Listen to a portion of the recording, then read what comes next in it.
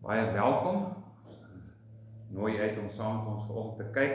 Ons maak die derde en die laaste in hierdie reeks oor die vrou in die amp, wat hulle afkorting as Wido, W-I-D-O, die vrou in die, of Wida, vrou in die amp. Ek gaan nie 'n spesifieke gedeelte nou lees nie, want ons gaan na verskillende gedeeltes kyk as 'n tematiese boodskap. Ek sien so uit om, sodat ons weer kan aangaan met 1 Johannes, want ons was nou vir 3 weke nie met 1 Johannes besig nie, en van die inligting van verlore. Nou, ons het tot sover gekyk na die skepingsorde, as jy kan onthou, Genesis 1 tot 3 praat van die skepingsorde, hoe God hulle gemaak het, man en vrou, wat Jesus ook herhaal in die Nuwe Testament.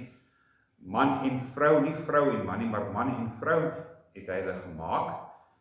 Al hou rebelse mense reg oor die wêreld nie van dit wat so moet wees nie, dat vrouens oor mans regeer, het ons hier te doen met God wat dit eintlik sê. Dis nie ons nie, en ons moet weet dat Satan is uit die hemel verwerp, juis omdat hy in rebelsheid in opstand teen God gekom het oor skepingsorde, want hy is self geskep en hy aanvaar nie dat hy geskep is nie. Hy wil God wees en daarom verlei hy vir Adam en Eva ook. Daarom, soos ons verlede week gekyk het, ek kan onthou 1 Korintiërs 11, en ek gaan nie weer die hele gedeelte lees nie, hoe Paulus verwys na vrouens, en ek dink in die konteks moet ons verstaan, hoekom Paulus ook so praat. Hy verwys na mans wat nie veronderstel is om lang hare te dra nie, en hy verwys na vrouens wat nie moet kort hare hê nie en hoede moet dra, wat van tevore in die kerk was, maar die hele ding, dit is 'n kulturele ding, en die groot ding is, en daar was vrae in die gemeente oor sekere mense, mag vrouens dan wel praat in die kerk? Daar was vrae, spesifieke vrae, mag hulle iets sê in die kerk? En natuurlik mag hulle iets sê, want Paulus sal homself nie weerspreek nie. As jy kyk na 1 Korintiërs 11, waar daar verwysing is na, ons verlede week gekyk het, maar nou net weer herinner daaraan, waaroor hierdie hele ding gaan, die hoede dra of nie hoede dra nie, mans wat nie met 'n bedekking wees nie, en vrouens wat met 'n bedekking moet wees, binne in die Korintiërs kulturele konteks.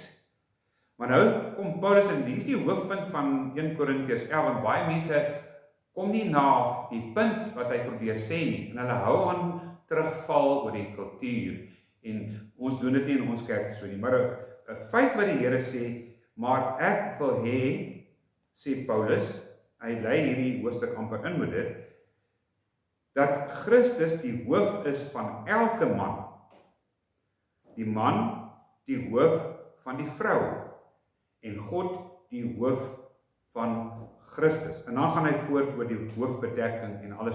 So, mens kan nie hierdie ook die baba met die badwater uitgooi. Jy sien dit, nee, God verduidelik hier deur Paulus, en dis nie Paulus nie, dit is die Heilige Gees deur Paulus, hoe dit moet wees. Wat is die skepingorde waarvan ons gekyk het in Genesis 1 vers 3? Dis nie net 'n vervloeking, God het nie net vir Eva vervloek en sê, jy sal kinders baar nie, maar dat jy kinders met moeite sal baar. Sy sou in elk geval kinders baar, maar met moeite sal dit nou wees, weens die sondeval. En dan gaan God en hy gaan oor en oor deur Paulus en vertel vir ons van hierdie skepingsorde. God is die hoof van Christus, Christus is die hoof van die man, die hoof is oor die vrou hoof. Maar alles val onder God. En dit is hoe God dit van die begin af gemaak het. Hy het nie op 'n ander wyse gemaak nie. Daarom man en vrou het hy gemaak, en hy het vir die man gesê, jy sal jou vader en jou moeder verlaat en jy sal jou vrou aankleef en hulle twee sal een word. Dit val ook binne die orde van God. So of 'n vrou 7 hoede dra en 'n man se of haar hare kaal skeer, is nie relevant nie. Wat relevant en belangrik hier is, erkenning van gesag. Dis hoekom sy 'n hoed moet dra. Het gaan nie oor sy 'n hoed dra of sy die vrouens het sulke snaakse goedjies op hulle hoed gedra, vir hulle koppe gedra van tevore. Dit gaan nie oor of haar hoof bedek is nie, dit gaan oor gesag wat God in die kerk laat inbring. Daarom moet ons, wat hulle sê, die letterlike historiese hermeneutiek, die uitlei van die letterlike historiese begrip van waaroor gaan dit, nie oor woede nie, dit gaan oor gesag. Terwille van engele moet sy haar hoof bedek. Hierdie engele kan beteken, baie mense lees engele angelos in, angelos kan ook messengers beteken. Boodskappers van God moet sy haar hoof bedek, want hier kom 'n vreemde man in die kerk in, of hy word gestuur as 'n angelos, gestuurde, en dan dra hierdie vrouens geen hoofbedekking, so sy herken geen gesag oor haar nie. As jy kyk na 1 Korintiërs 14 vers 26, ek gaan hierdie gedeelte tog vir ons lees, want dit is belangrik om te doen met die konteks, want hy eindig met 'n belangrike vers. 1 Korintiërs 14 vers 26, wat Paulus praat na hy in 1 Korintiërs 11 gepraat het oor die hoofbedekking en die onderwerping wat God, Christus, man, vrou is, gaan hy voordeur hier vir ons duidelik te sê. Want volg hieruit, wat volg hieruit? Dis soos 'n conjunction, 'n aansluiting. Want die Here, onthou 1 Korintiërs begin hy al praat oor die gawes, die charisma. En hy gaan aan hoofstuk 12, praat Paulus van Korintiërs ook oor die verskillende gawes. 13 die middel, die liefde, in hoofstuk 13 gaan alles oor die liefde. Hy gaan in hoofstuk 14 gaan hy aan verder met waar hy opgehou oor die profesie en die spreek in die tale. En ek gaan nie die hele gedeelte lees nie, want ons gaan kyk net na 26 wat hy sê, wat volg hierna broers, en natuurlik susters aansluit, wanneer julle saamkom, dis Paulus' instruksie aan die kerk in Korinthe, het elkeen 'n psalm, 'n lering, 'n openbaring, 'n taal of 'n uitleg. En dan hier kom die punt, laat alles steeds tot opbou geskied. Wanneer iemand in 'n taal spreek, laat dit verkieslik net 2 of 3 sprekers wees, sê Paulus. En om die beurt, nie almal saam deur mekaar wat ons vandag in kerk kry, deur mekaar gibberish. En dan om die beurt en laat dit uitgelê word. Maar as iemand dit nie kan uitlê nie, laat daardie persoon in die gemeente swyg. Laat hy met homself en met God praat, sê hy met homself in 'n taal praat, en hy sê dat hy bid, dat hy met homself en met God praat, laat 2 of 3 profete, na die tale 2 of 3, weer in Paulus sê op die meeste 3 profete, en die ander dit sorgvuldig beoordeel. Nou sê mense, dit beteken al die hele gemeente moet hierdie profesie beoordeel. Dit is eintlik in die konteks sê, laat die ander mense met profetiese gawe dit sorgvuldig beoordeel wat gesê is. Dan sê Paulus, indien 'n openbaring gemaak is aan een van die ander wat daar sit, laat die vorige spreker swyg. Want julle kan almal een vir een profeteer, sodat almal onderrig en bemoedig kan word. Dit is die doel van profesie en tale in daardie konteks en daardie tyd. Dan sê Paulus, die geeste van die profete is aan die profete onderworpe. So 'n persoon wat so 'n gawe het, kan stil bly al het hy die gawe. Hy moet met sy eie gees onderworpe wees aan hom, want dan moet orde wees, want God is nie 'n God van wanorde nie, maar van vrede. So hoort dit in al die gemeentes van die heiliges. En dan sê hy, laat die vroue in die gemeente swyg, want hulle word nie toegelaat om te praat nie, maar moet hulle self onderwerp, soos die wat die wet ook sê. Maar as hulle iets wil leer, laat hulle dit by die huis by die mans gaan leer of uitvra, want dit is 'n skande vir 'n vrou om in die gemeente te praat. Nou dink ons onmiddellik, geen vrou mag in die gemeente enigiets sê. Dis nie wat daar geskryf staan nie. En is die woord van God dan van julle afkomstig as vrou, of het dit slegs vir julle bereik? As enigeen meen dat hy 'n profeet is, of dat hy geestelik is, hoort hy die dinge wat ek aan julle skryf as opdragte te herken. Opdrag, dit is opdrag. Dit is nie 'n voorstelling, dit is nie 'n goeie voorstelling, dit is 'n opdrag wat Paulus sê. Maar enigiemand wat dit misken, word misken. Daarom my broers en susters, beywer julle om te profeteer en moenie die spreek van tale belet in daardie tyd. Laat alles egter, hier kom die groot woord, die sleutelwoord, laat alles egter gepas en ordelik verloop. So waarom skryf Paulus hierdie dinge? Sê hy hierdie vrouens mag niks sê in die kerk nie, en dan vrouens moet skuld bly? Nee, in die konteks van die orde, van die gebruik, van die tale en profesieë in die tyd wat Paulus skryf, want die vroutjies in die kerk in Korinthe het die geneigtheid gehad om alles wanordelik te laat begin. Want haar man sal daar sit en hy sal 'n taal hê en sy sal dit uitlê en dan weerspreek sy wat hy gesê het, dan is daar 2 of 3 profete en dan maak die man 'n profetiese uitspraak, dan sal die vrou kom en dan sy eie vrou hom weerspreek. En Paulus sê, nee, dit hoort nie so in die kerk nie, want God is 'n God van orde. En hy het nog steeds die man eerste gemaak en die vrou. So die vrou moenie as haar man iets sê, het sy dit daardie tyd in 'n taal was of 'n profesie, moet sy stil bly. Want as sy begin praat en haar man weerspreek, verbreek hulle die orde van God. So ons gebruik nie meer die tale en die profesieë en God nie omdat ons klaar die skrif het, maar in die konteks moet ons verstaan. Onthou as ons na enige deel in die Bybel gaan en ook hier die konteks, soos Chris Roseberry sê. Context is king. Wat is die konteks van hierdie vroue mag nie in die gemeente praat nie, is wanneer hulle by mekaar kom, een 'n psalm bring, een 'n lering bring, dan kan die vrou nie haar man weerspreek of oor hom heers nie, want God sê, as sy dan wil weet as haar man in 'n taal gepraat wat die taal is, kan sy nie almal na haar man toe gaan sê, wat het die Here gesê? Iemand moet dit uitlê en beheer neem nie, want God sê, ek laat dit nie toe nie. Want in die opsig mag 'n vrou nie in die gemeente gespreek het nie, binne in die profetiese en die tale en die opstigting van daai tyd. Dis nie te sê sy mag nie meer iets lees nie, want Paulus sal homself nie weerspreek as hy in 1 Korintiërs 11 sê, 'n vrou mag nie sonder 'n hoofbedekking profeteer nie. So, wat bedoel Paulus in 1 Korintiërs 11? 'n Vrou mag profeteer, maar sy moet dit onder gesag doen. En wat is gesag in 'n kerk? Altyd jou ouderling is die geestelike gesag. So as vrouens daai tyd geprofeteer het, moes hulle dit onder die gesag van die ouderling doen en haar man ook. Daar moet orde wees. Selfs in die uitlê van tale, selfs in die profesie moet daar orde wees.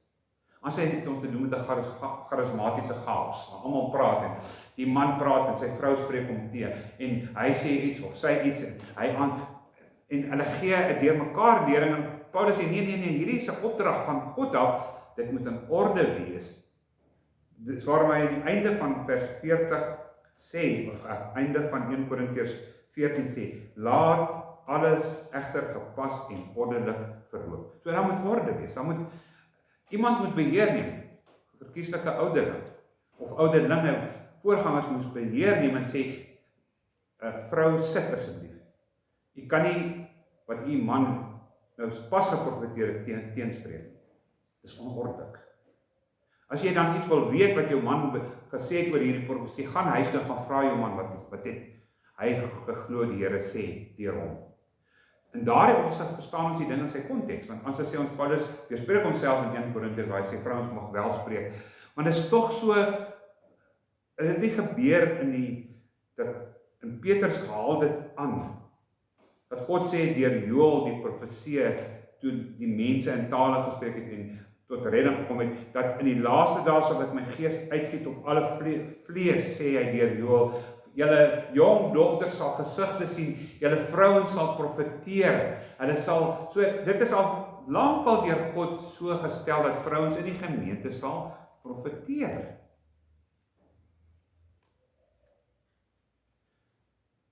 Die vrouens was nie daar veronderstel om hulle mans uit te daag as dit kom by die vertoon van gawes nie, want dit gaan oor my taal, my gawe van uitleg. So ek mag my man weerspreek. Paulus sê dit mag nie so wees nie. Dit is onordelik. Buite orde. Daarom het Paulus weer gesê die geeste van die profete moet aan die profete onderwerp en hulle self onderdanig wees. Want God is 'n God van orde. Daarom het hy sê 2 of 3. Hy sê spesifiek hoeveel. En ek dink in die kerk in Korinthe het mense oorboord gegaan. So, waarskynlik sommer 10, 11 mense deur mekaar gepraat en vrouens het tussenin werkels gemaak en Paulus sê orde.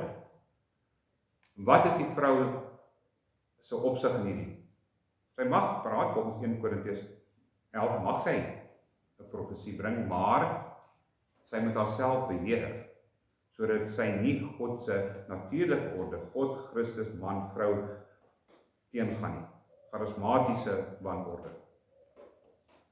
Want ons vind altyd in al die gemeentes van daardie tyd af, wat hulle sê, lerende ouderlinge. En lerende ouderlinge moet beheer neem van die gebruik van gawes binne in die gemeente. Selfs vandag moet die lerende ouderling en ander ouderlinge die kerk in orde laat gebeur. Vrouens opstaan en 'n vrou kom en gee haar getuienis vir 20 minute, kan hy met vir haar kan sê, sit, asseblief, ons het klaar, dan moet 'n orde wees. En as iemand iets lees, vrou kan nie net opstaan en sommer 3 hoofstukke van die Bybel lees nie, dis nie orde nie. En as sy nie reg verstaan wat die leraar bedoel nie, of die lerende ouderlinge, moet sy by die huis gaan hoor, nie die kerk onderbreek nie. Want dis in die moderne konteks. Want doen ons nie vergaderings ook so nie, selfs by Palm Drive vergaderings, iemand is 'n voorsitter, dan moet 'n voorsitter wees, die voorsitter beheer dit. Selfs as 'n persoon in die vergadering praat, moet hy met die voorsitter praat, al praat hy met die, beantwoord hy 'n vraag van 'n ander persoon in die vergadering, spreek jy altyd die voorsitter aan, selfs in die polisie, so jy praat altyd met die hoogste rang. As jy daar generaal is, al het 'n kaptein verkeerde ding gesê, jy praat nie met die kaptein, jy praat met die voorsitter, meneer die voorsitter, om in orde, mag dit net so en so wees. Maar waarom sit nie in die kerke nie? Dit is wat Paulus hier probeer sê, daar moet orde wees. Dit moet onder 'n voorsitterskap, dit moet gelei word. Want in dieselfde lig praat hy in 1 Timoteus 2, weer eens ook. Want mense misverstaan hierdie gedeelte ook in 1 Timoteus. En hulle maak 'n eie lering daarvan, hulle trek die versie uit konteks uit. As Paulus praat hier, met wie praat Paulus? Met Timoteus. En waar is Timoteus? Timoteus is in Efese. En nou sê dit ook hier, wat sê hulle aangaande die vrou in die kerk, 2 vers 11. Maar soos dit vroue pas en bely dat hulle God aanbid met goeie werke, vrou moet haar stilweg laat onderrig in volle gehoorsaamheid. Ek laat nie toe dat 'n vrou onderrig gee of oor 'n man gesag uitoefen nie, sy moet haar stil gedra. Immers is Adam eerste geskape, daarna Eva. En Eva is met hulle nie Adam nie. So, nou, wat doen Paulus? Hy praat alweer met Timoteus oor die orde in die kerk. Vrouens kan nie oorneem in die kerk nie. Weereens, dit moet onder 'n voorsitter of deur 'n ouderling gelei word. En vrouens is nie veronderstel om net links en regs profetiese uitgawes te bring en in tale te spreek en uitleg en dit moet onder orde wees. In daai konteks sê vrouens moenie in die kerk praat nie, maar sê nêrens as die leraar vir die vrou vra, wil jy nie vir my asseblief hierdie gedeelte lees, sy mag nie praat nie, dis 'n wet, sy mag nie praat. Dis nie wat daar geskryf staan nie. Dit gaan weer eens oor die uitleg van die skrif, lering, opdragte in die skrif. Het gaan weer eens oor wie gee die lering, wie beheer die by mekaar kom van mans en vrouens. Dit moet onder 'n leraar wees. As kom ons by mekaar sien, sommige kerke doen dit. Hierdie ou sê iets, dan sê daai vrou iets, dan sê hierdie ou iets, dan sê daardie vrou dit. Dit is nie orde nie. Dit is nie wat Paulus hier probeer sê, dan dit moet ordelik geskied. As 'n vrou gevra word om 'n gedeelte te lees, moet sy dit lees, want sy is nie besig om lering te gee nie, sy is besig om die skrif te lees, en wat ons verstaan vandag om die skrif te lees is profeties, want die skrif self is profeties van aard. Van Genesis 1 tot Openbaring 21 is die hele skrif profeties. So mag 'n vrou dan profeties optree deur die skrif te lees? Ja. Maar dit moet in orde geskied. Nog steeds moet dit in orde geskied. Daarom dat seker mense oorboord gaan. Ek dink daar is mense in groot gereformeerde kerk wat sê, vrou mag niks sê nie, vrou moet 'n hoed dra, 'n vrou moet stil bly, sy mag niks sê in die kerk. Dis nie wat daar geskryf staan nie, daar moet orde wees. Dit moet ordelik verloop. En dit is so, ek weet, daai die afgod of godes van Efese, want dis hoekom in Efese ook dit aangespreek word. En Timoteus is in Efese. Timoteus is die leraar daar, hy is die hoofouderling daar. Nou gee Paulus aan instruksies. Want ons weet, daar was 'n geneigtheid binne in Efese, waar Diane die afgod was. Sy is aanbid. Dat vrouens, ek weet nie of jy die prente gesien het van Wonder Woman. Dit kom van daai Griekse lering af, waar hierdie vrou ander mans met sweep slaan, en sy beheer neem, en sy mans red. Dis 'n idee, dat die vrouens, selfs in Efese, begin baie keer, net sterker en sterker, en beheer begin neem het, in die gemeentes. En ons het nie 'n probleem as daar geen man in die gemeente, net kinders en vrouens is, dat die vrou opstaan en gepaslik lering gee. Dit is nie die probleem nie. Dit gaan oor orde. Dit gaan oor spesifieke orde in die kerk. En my vraag is altyd, as ons kyk na hierdie charismatiese wanorde, ek weet nie of jy al by ander kerke was, waar almal net deur mekaar in tale praat. Dis wanordelik. Hulle moet Paulus gaan lees wat hy verduidelik in wat orde is binne in die kerk. Wie neem leiding? Jou aanbiddingsleier, jou worship leader, moet hy beheer neem oor almal. So, bring dit terug. My vraag is altyd, as ons praat van getroude vroue dominees, wie neem beheer geestelik in hulle huise? Die vroue dominee, as hy getroud is, want hulle is nie getroud nie. Maar wie neem beheer in haar huishouding? As hy 'n dominee is in die kerk, goed, wat ons glo is buite die skrifse lyne, maar gaan sy huis toe, is sy getroud. Wie neem beheer in haar huis? Geestelik. So sy is ook in beheer van haar geestelike aspekte van haar huis. Sy is in beheer.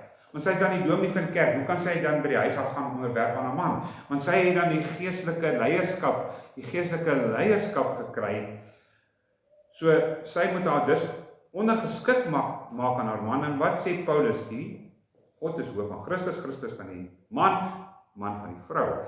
Want as sê sy nie, mevrou dominee, of dominee, die vroulike dominee, wat maak hulle met die lering in Efesiërs 5 vers 23, waar hy sê, vrouens, julle moet julle mans onderdanig wees. Op 'n ander plek verder in hoofstuk 5 vers 23 sê hy, julle moet julle mans onderdanig wees in alle sake. Nie net by die kerk nie. Of veral ook nie in die kerk nie. Hoe pas ons hierdie gedeelte dan wat Paulus hier sê in Efesiërs 5 vers 23, wat sê sy moet haarself ondergeskik aan haar man stel? As ek dit reg lees, sy sê in Efesiërs 5 vers 23, vrouens, julle moet julle self onderdanig stel aan julle mans in alle dinge. Of is dit net ons as baptiste wat foutief gaan hier, wat dit nie reg verstaan nie? Hy sê 5 vers 21 eintlik, wees onderdanig aan mekaar vir ontzag vir Christus. Vroue, wees onderdanig aan julle man soos aan die Here. Omdat die man die hoof is van die vrou, soos Christus is hoof van die kerk, hy is verlosser van die liggaam, maar soos die kerk onderdanig is aan Christus. Skepingswoorde. So ook met die vroue in alle opsigte aan hulle mans onderdanig wees. Wat doen die vrou wat 'n vroue dominee is by die huis? Stel sy haar ondergeskik in alle dinge aan haar man? Ek glo nie. So ons het sê, die probleem word direk aangespreek in daardie kultuur van Paulus en Efese, Artemis of Diane, wat beheer begin neem het oor mans. Hulle steur hulle nie aan skepingsorde nie. Want in daardie kultuur was dit so, ek dink jy het dit al gehoor, hulle sê, die man is wel hoof in sy huis, maar die vrou is die nek, soos sy draai die kop net waar sy, die hoof net waar sy wil. al dit gehoor. Dit was in Efese, dit was die probleem met Artemis en opkom van vroue godinne en hulle wat aanbid word, dat hulle kan profeteer en hulle mans teregwys in die dienste. En dit sê Paulus is eers orde buite die kerk, nie buite die kerk nie. In die huis moet die man die vrou moet ondergeskik wees aan die man. In alles sê hy, in alle opsigte. Maar dan kom hulle kerk toe, dan sê hulle nee, hy sit daar, die man onder sy vrou se lering en sy doen die lering. Dit maak tog nie sin nie. Dit gaan oor onder wie se gesag hulle dit doen. En onder wie se gesag doen hulle dit altyd? Ek weet nie of julle Openbaring ken, waar hy praat van die verskillende engele van elke gemeente, die 7 gemeentes. Daai engele sê van die kommentaar kan ouderlinge voorstel. Ander woorde, daardie ouderlinge is in beheer van al 7 gemeentes. So die Here Jesus spreek die 7 ouderlinge van die 7 gemeentes aan, omdat hulle in beheer is van daai kerk. En al hierdie ouderlinge was mans, daar was vrouens gewees nie.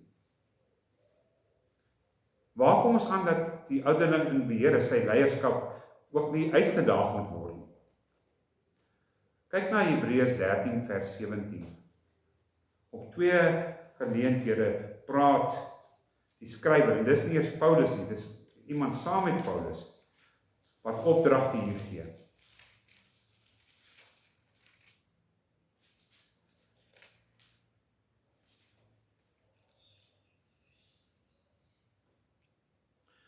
Hier in Hebreërs 13 vers 7 begin hy, hou altyd julle leiers in gedagte, die wat die woord van God het, praat hier van die ouderlinge, van God aan julle verkondig het, gee ag op die uiteinde van 'n lewensloop en neem hulle geloof as voorbeeld. Wat sê die ander vertaling sê, herdenk of dink aan julle voorgangers wat die woord van God aan julle verkondig is. En dan sê Paulus 7 en dan Hebreërs 13 vers 17, wees gehoorsaam aan en onderdanig aan julle leiers. Die regte vertalings daar is aan julle presbyters. Wees gehoorsaam aan julle voorgangers. Die leiers hier is manlike ouderlinge, want hulle waak oor julle siele as diegene wat rekenskap sal moet gee, sodat hulle dit met vreugde kan doen en nie al sigte nie, want dis nie vir julle goed, sal nie vir julle goed wees nie. Wees gehoorsaam aan julle voorgangers, ouderlinge en onderdanig. Ek weet nie wat die ander vertaling sê nie, maar dit praat hier van die ouderlinge. Wees gehoorsaam aan julle voorgangers of ouderlinge. Weereens die vraag, gaan 'n vrou ouderling haar man ook kan bestuur? Of gaan God van haar rekenskap vra vir die man?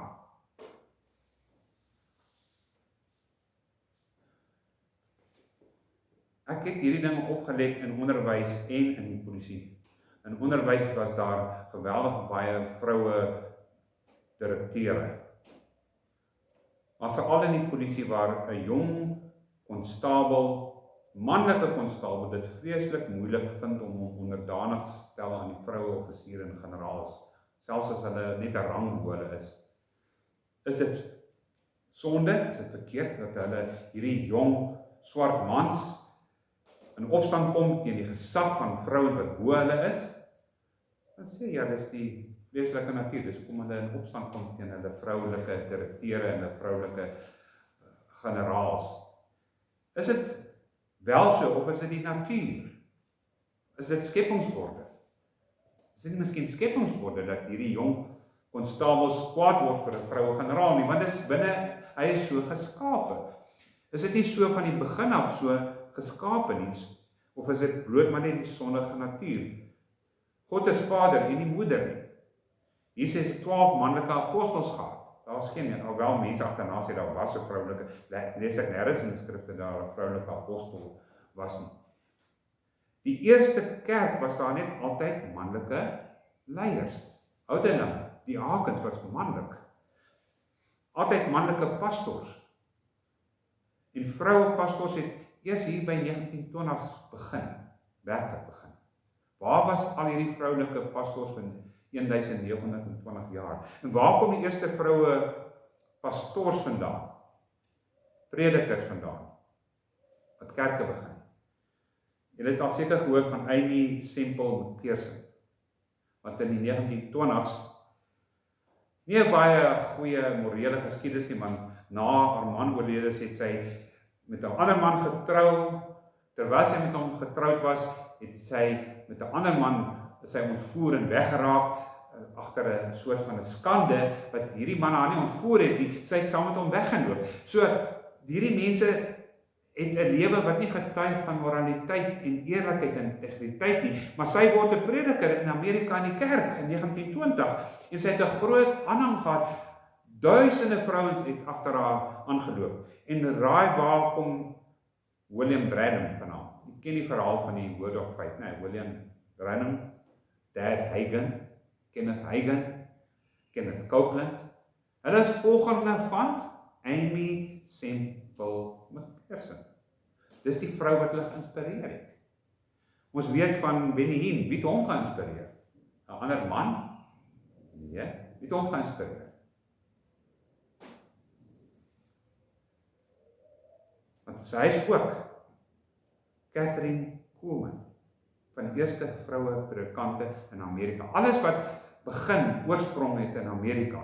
En Kathryn Kuhlman het groot gehore van mans toegespreek en hulle vervoering gehad. Maar die hele wêreld begin toe net meer en meer vrouens toelaat. En Suid-Afrika moet in lyn kom. Hulle kan nie anders as Amerika wees, want Amerika dit so doen met ons, hulle dit ook hier so gedoen het in kerk. Ek weet nie van ander nie, maar in die kerk moes dit so gedoen word, moes herhaal word. Wat is Paulus se kwalifikasie? Ekskuus, nie Paulus nie. Wat is die Heilige Gees se kwalifikasie vir ouderling? En 'n ouderling of 'n predikant is 'n lerende ouderling. Kyk vir my 1 Timoteus 3 vers 1 tot 7. Gee Paulus vir ons hier vir Timoteus, maar hy gee nie net vir Timoteus, hy gee vir ons ook leiding aangaande die kerk, soos vandag. Hoe moet 'n ouderling gekwalifiseer word? Nou sê hy hierso, as iemand, 1 Timoteus 3, as iemand na 'n ampt van 'n opsiener, dis 'n ouderling streef, begeer hy 'n goeie taak. 'n Opsiener moet onberustelik wees. 'n Man met net een vrou, nie 'n vrou met net een man nie. Dit is tog duidelik. Beheers, want mans is nie gewoonlik beheers nie. Verstandig, want dit is nie altyd verstandig nie. Goed gemanierd, gasvry en in staat om onderrig te gee. So hy moet kan onderrig gee. Hy moet nie 'n dronkaard of vergelustig wees nie, wat mans meer geneig is om te wees as vrouens. Nee, vrouens is nie altyd dronkaard wat vergelustig is nie, maar inskikkelik, vredelievend en nie geldgierig nie. Hy moet met volkomme waardigheid sy eie huishouding regeer of bestuur en sy kinders onderdanig hou. Want anders kan hy nie die huishouding van God in stand hou wees nie. Ons kan nie kyk na daai paar kwalifikasies, 'n man van een vrou. Hy moet sy eie huis goed kan bestuur. So wat die nuwe wetse vroue wat dominees is en ouderlinge, beteken daardie vrou met haar huis dan ook goed kan bestuur voor sy ouderlinge, vrou ouderlinge in die kerk kan. Sy moet haar eie huis goed bestuur. Wat maak ons dan met Paulus in Efesiërs 5? Gooi dit weg. Nee, vrou moet haar nie dan onderwerp aan haar man is. As sy 'n ouderling of 'n dominee of 'n leraar is, moet haar man haar homself onderwerp, want sy moet die huis goed kan bestuur. Dis teen die skepingsorde. Dis nie wat God bedoel het nie. Man van een vrou. Nie 'n dranker, nie iemand wat twis nie 'n goeie reputasie. 'n Man het die reputasie in die huis vir sy hele gesin en met sy eie gesin beheer. So duidelik val vrouens nie in hierdie kwalifikasie van ouderling. En sê ons dit nou iewers indruk, iewers langs die kant indruk. Opsiener is iemand na wie die mense in die huis opsien. So jammer dames, u kwalifiseer nie as 'n ouderling nie. Daarom kwalifiseer u ook nie as 'n leraar nie. Want u is nie 'n vrou van een man en u bestuur u eie huis en stel u reputasie bekend in die gemeenskap sodat almal kan weet hierdie mevrou Dominee, sy is die een wat 'n goeie reputasie vir ons vir haar gesin bring. Dit gaan nie oor haar nie, dit gaan oor 'n man. Vroue kan wel egter lering gee, soos ons gesien het. Maar in die konteks, sy moet ander vroue leer onderrig, so sê Paulus ook. Sy moet. Dit is verkieslik dat 'n vrou ander vrouens leer, want Paulus sê so. Dis nie wat Dries sê nie, dit staan daar duidelik. Kom ons kyk na Titus 2, 3-5. As jy verby Timoteus gaan en die volgende een na Timoteus is Titus.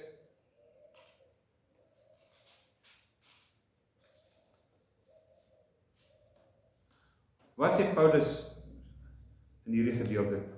Titus 2 vers 3-5. Net so moet ouer vroue se optrede wees soos dit die heiliges betaam. Hulle moet nie kwaadpraters wees of verslaaf aan wyn nie, maar moet onderrig gee in wat goed is. Wie onderrig hulle?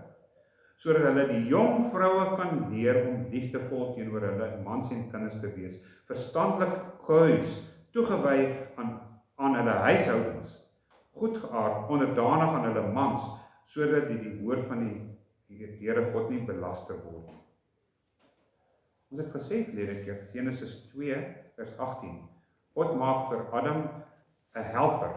Die helper is dieselfde woord, waarskynlik in Grieks, die Griekse Nuwe Testament as die parakletos. Kom ek maak vir hom 'n parakletos, parakaleo, kom ek maak vir hom iemand wat by hom kan staan en hom kan help.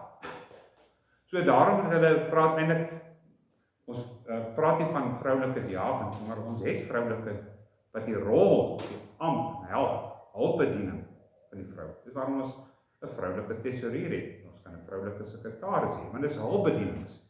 Ons het vroulike sonnaarskoolsuperintendente, want sy neem beheer, maar sy doen dit in orde onder haar man, die leraar, of onder 'n ouderling. As dit nie haar man die beheer het van die sonnaarskool en die kinderkerk en die jeug nie, dan doen sy nog steeds dit onder gesag van Paulus 1 Korintiërs 11, die man, Christus is hoof van die man die hoof van die vrou, en Christus aan God. Die orde, verantwoording doen aan wie. Hulle moet evangeliseer. Matteus 28:19, gemaak disippels van alle nasies en leer hulle om alles te onderhou wat ek julle gesê het, is ook vir vrouens. Hulle moet ook evangeliseer. Dis waar net al waarskynlik sondig is, hulle is besig om te evangeliseer. Hulle is sendelinge, vroue sendelinge, ons ondersteun vroue sendelinge. Hulle kan ander ongereddenes na Christus lei. Kapelane kan, vroue kapelane het ek nie 'n probleem nie, want sy het nie 'n kerk in die polisie, sy word nie toegelaat om 'n kerk in die polisie te begin nie. Sy evangeliseer as sendeling, as 'n kapelaan. Paulus gee ook spesifieke opdragte aangaande weduwees. Interessant, hy praat nie veel van weewenaars nie. Ek dink daar was nie baie weewenaars nie, meeste van die vrouens het hulle ontval. Maar as jy kyk in 1 Timoteus 5, 1-16, sal jy vind dat Paulus daar wel praat van vroulike weduwees. Daar was soveel weduwees dat Paulus hier 'n spesifieke opdrag gee aan die vroulike weduwees. Byvoorbeeld 5 praat hy van 'n ouer man, moet jy nie skerp berisp nie, maar vermaan hom soos 'n vader vermaan. Dan gaan hy aan, praat hy, betoon eer aan die weduwees wat werklik weduwees is, maar as 'n weduwee kinders of kleinkinders het, laat hulle leer om in die eerste plek hulle godsdienstige pligte teenoor hulle eie familie na te kom. En dan gaan hy aan verder oor wat die opdrag is aan weduwee, vers 6, maar die weduwee wat uitspattig leef, is lewend dood, beveel hulle hierdie dinge, om hulle onberispelik te wees, om na hulle eie mense om te sien, nie na sy, want so gaan hy aan vers 9, later weer op die dienslys. So daar gaan Paulus in spesifieke instruksies aan, nie weewenaars nie, aan weduwees. So moet hulle wees. Hulle moet mense wees wat bid, mense wat hulle self toewy in die gemeente. Hulle kry spesifieke opdragte van Paulus van hoe hulle moet optree. Want jy sien, vrouens is anderste. Vrouens is sag. Ek hou van die Engels. Women are mushy. Hulle is sag en teer, is dit nie so nie? Een van die karaktereienskappe van Lydia, wat my meeste aan haar aangetrek het toe ek haar ontmoet het, was nie net haar skoonheid nie, maar haar innerlike skoonheid en sagtheid binnekant haar, want 'n vrou is anders as 'n man. Sy is edel, gentle, teerhartig, vriendelik, lankmoedig. Ook dink ek hulle het beter pyndrempels as mans. Want Joel James het Dinsdag gepraat van, hy sê, as jou vrou geboorte skenk, moet jy asseblief jou ring van jou ringvinger verwyder, want sy vrou het amper sy hand vergrys toe sy geboorte geskenk het, van die pyn. So, hy sê, gaan sit jou ring aan jou regtervinger, sodat sy jou linkerhand nie kan. So vrouens het definitief 'n hoër pyndrempel, want net meer en meer vrouens begin die kamerings hardloop, so hulle is baie sterk ook. Nie net fisies, maar geestelik sterk. En dis die rol van die vroue, maar ons gaan terug na, wat is God se skepingsorde vir 'n vrou in die gemeente, selfs in die gemeente, by die huis en in die gemeente. Wat is hulle rol binne in die kerk? Vrouens moet hulpbediening. Ek weet in baie kerke praat hulle van the hands of compassion. Vrouens sê, dit moet onder 'n vrou staan, maar tog moet 'n ouderling of 'n diaken daaroor oorsig hou. Maar sy hanteer dit. Sy is nie met die geld of die klerebank of die kos laat insamel, want sy doen die harde werk. Is dit nie maar net soos die Here ook gemaak het, die diereryk nie? Want ek lees baie artikels oor die alpha male by die wolwe en by honde en goed. Nee, interessant, die alpha. Is dit nie, gee die natuur nie vir ons ook skepingsorde nie? Want wie is gewoonlik die alpha? Is daar 'n Renus, is hy die alpha. Hy en sy, die wyfie, is die alpha paar, maar hy neem beheer. Ons kyk nou weer na vrouens se rol. Wie is die een van insekte, van bye, wat die hardste werk?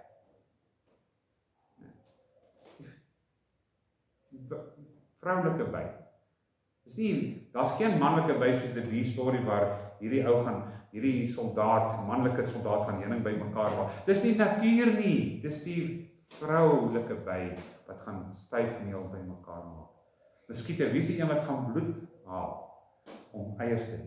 Die miskien wyfie, as jy haar wyfie kan noem. Gaan eerder 'n teef noem, want sy maak baie seer om bloed in die hande te kry. Maar dit leer ons die skepingsorde en die werk binne in die gemeente van God, in die natuur, by ons ook. As ons dan afsluit met hierdie reeks, waar wat dit sê, vrouens boodskap is baie beter voorbidders.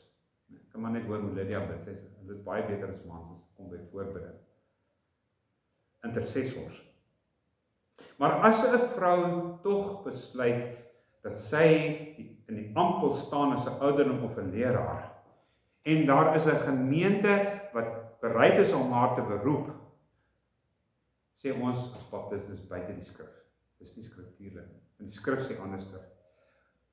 En ons sê nie hulle gaan hel toe of hulle is verlore. Dis nie vir my om te besluit nie. Want daar's soveel foutlyne, ons het verlede week gepraat van die foutlyne, die doop wat 'n foutlyn word. Meer as een vrou wat 'n foutlyn word.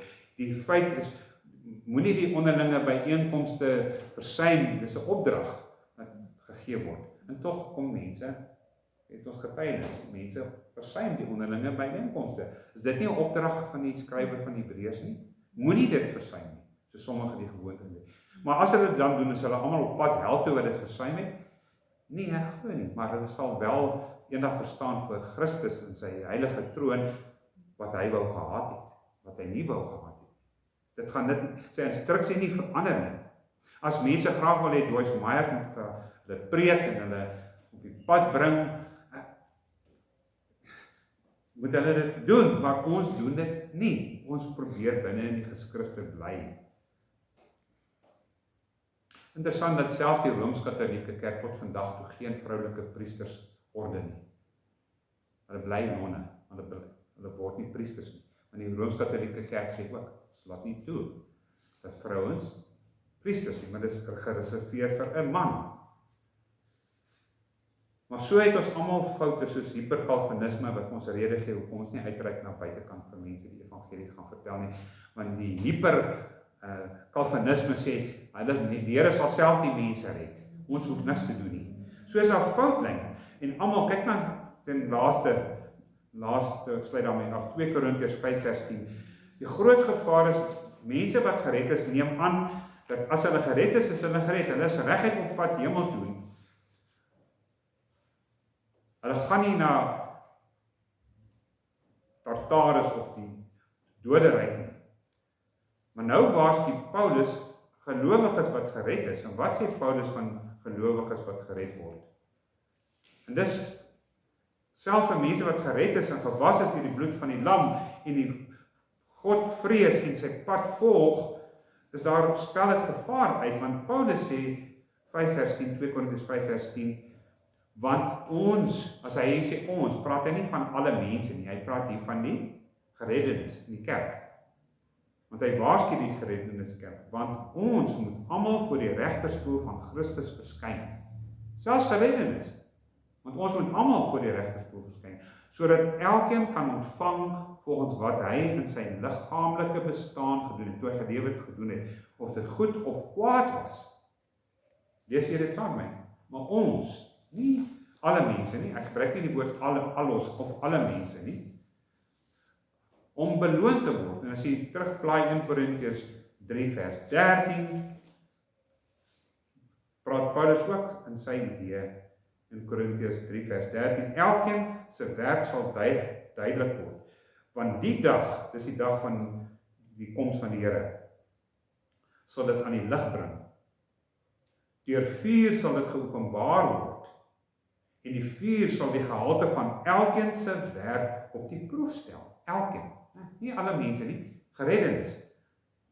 As iemand se bouwerk behoue bly, sal hy sy loon ontvang, as hy deur vuur getoets word. As iemand se werk verbrand word, sal hy skade ly, hoewel hy self gered sal word, maar soos deur vuur heen.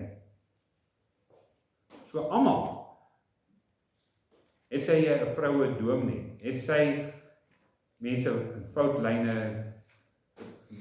mans met 2 vrouens, foutlyne met deur Moeder Maria gaan, foutlyne deur vroue in die ambt, foutlyne. Al hierdie werke, sê Paulus, sal eendag getoets word, soos deur vuur heen. En die vuur sal dit skoonbrand. Party van die mense soos Justin Pieter sê, baie mans sal eendag in die hemel gaan, terwyl hulle panty agter daai mantels aan die brand is. So naby het hulle gekom om die ewige vuur te brand, maar almal se werk sal getoets word. So alle dinge wat weg van God se woord is, waar mans 2 vrouens vat, 3 vrouens, 1000 vrouens vat, mense wat babietjies doop, wat vir my ook verkeerd is, foutlyne, almal se werk, selfs Asies vrou, almal se werk sal voor die getoets word, te sien of dit reg en goed gebou was. Mag die Here vir ons help, ons stap hier af.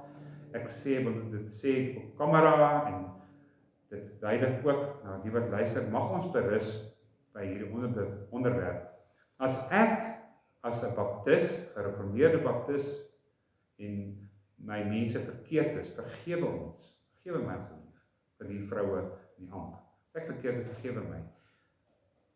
Maar as u verkeerd is, mag die Here u vergewe.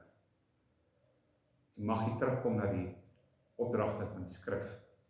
Want dis waarin ons almal geoordeel sal word deur, soos deur vuur heen, ook wat sy opdragte aanbeveel. Mag die Here ons seën. Kom ons bid saam.